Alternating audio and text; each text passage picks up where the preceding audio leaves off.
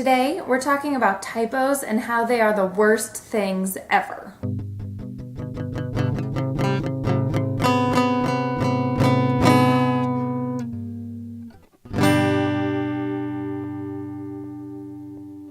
So you're going through your day generally being a nice person and doing your best at what you do, but at some point you are required to sit down and type something. It doesn't matter what it is. Maybe it's an email to your boss or professor.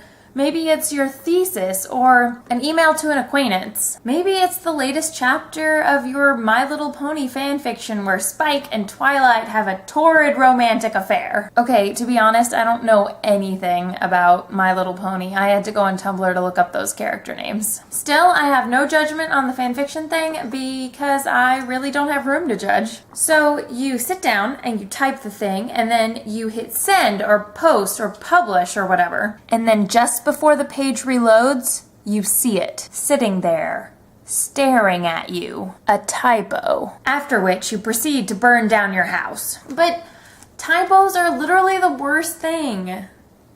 Okay, figuratively the worst thing. I am always immediately convinced that the person on the receiving end of my written error is automatically going to think I'm an idiot, no matter how well that person knows me. And to those of you who are saying to me, Ginger, why can't you just use spell check?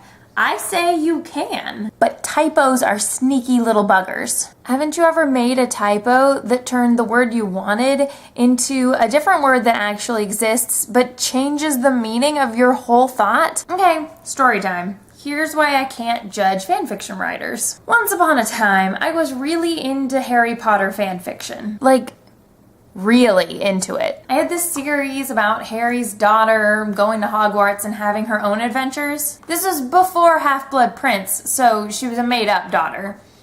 Harry and Luna's daughter, actually. And she had a love interest named Chris. I would handwrite chapters at school, then come home and type them up on the computer and then post them to the website. And let me tell you, it is hard to police typos when you're staring at your notebook instead of the computer screen. So on more than one occasion, Chris ended up being Christ. I mean, that's embarrassing. Talk about AU. And I wouldn't notice until weeks later that my main character was supposedly romancing Jesus.